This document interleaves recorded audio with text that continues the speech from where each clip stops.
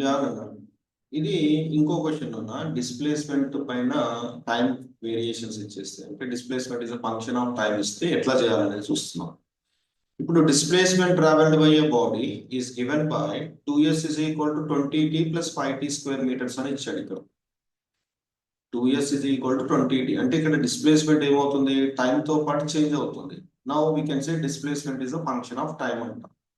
Acceleration కనుక్కోవాలి. Same ఏంటి, ఎప్పుడైనా సరే డిస్ప్లేస్మెంట్ ఫంక్షన్ ఆఫ్ టైం ఇచ్చాడు అంటే what you have to do, first velocity కనుక్కోవాలి. Velocity is nothing but dx by dt or ds by dt. ఇక్కడ s ఇచ్చాడు కదా, s తీసుకోండి, ds బై dt. దాని తర్వాత acceleration is nothing but dv by dt చేస్తే సరిపోతుంది. 2 స్టెప్ సొల్యూషన్. ఓకేనా. Velocity is equal to ds by dt, d by dt of ఈ ఫంక్షన్ ని మొత్తం డిస్ప్లేస్మెంట్ చేయాలంటే 2 ని ఫస్ట్ ఇక్కడ తీసుకొచ్చేసేయండి. అప్పుడు s ప్లేస్ లో ఏమవుతుంది, 20/2t అవుతుంది ప్లస్ 5/2t స్క్వేర్ అవుతుంది.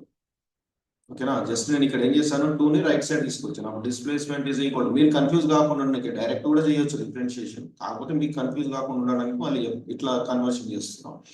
s is equal to 20/t/2 plus 5/2t square. అదే ఇక్కడ సబ్స్టిట్యూట్ చేస్తాం. సేమ్ మళ్ళీ ఏంటి రానా, ఇక్కడ దీన్ని డిఫరెన్షియేషన్ చేయాలంటే 2 1s 2 10s. Okay, d by dt of 10t plus d by dt of 5/2t square. ఈ ఫార్ములాస్ ఎట్లున్నాయి ఇక్కడ, differentiation of d by dx of kx power n equal to k into n into x power n minus 1. ఈ formula use చేస్తే ఈ condition లో ఏముంది, first దాంట్లో d by dt of 10t ఉంది కదా, ఈ 10t లో ఈ k ప్లేస్ లో 10 ఉంది, t x ప్లేస్ లో t ఉంది, n ప్లేస్ లో ఏం లేదు పైన అంటే 1 అన్నట్టు, పవర్ ఏం లేదు అంటే 1 అన్నట్టు. ఓకేనా. So differentiation of kx power n ఎంత, k into n into x power n minus 1. ఇక్కడ k ప్లేస్ లో 10 ఉంది, n ప్లేస్ లో 1 ఉంది, t పవర్ 1 మైనస్ 1, 1 మైనస్ 1 అంటే ఎంత అవుతుంది, 0. ఇది కూడా సేమ్ అదే ప్రాసెస్ లో ఉంది. k ప్లేస్ లో 5/2 ఉంది, n ప్లేస్ లో 2 ఉంది, x ప్లేస్ లో t ఉంది, పవర్ ఎంత ఉంది, 2 మైనస్ 1. 2 మైనస్ 1 అంటే ఎంత అవుతుంది, 1 అవుతుంది. ఈ 2 ఈ 2 క్యాన్సిల్ అయిపోయింది. Then what will get, velocity is equal to 10 into, okay, 10 1s 10, t power 0 is nothing but anything power 0 is 1. So that's why I got the 10 here. Next 5t. కానీ ఇక్కడ solution అయిపోయిందా, మనకి కాలేదు. మనకి ఏం కనుక్కున్నాడు, what is asking to find out, acceleration is asking to find out.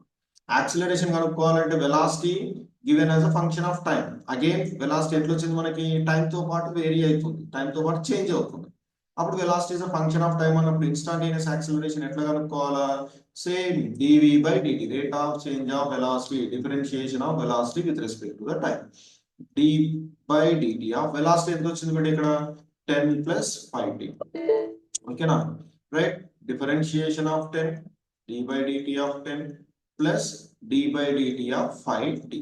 Differentiation of 10 అంటే ఎంత అవుతుంది, డిఫరెన్షియేషన్ ఆఫ్ 10 నెంబర్ కదా, డిఫరెన్షియేషన్ ఆఫ్ కాన్స్టెంట్, నెంబర్ అంటే కాన్స్టెంట్, డిఫరెన్షియేషన్ ఆఫ్ కాన్స్టెంట్ ఎంత, 0.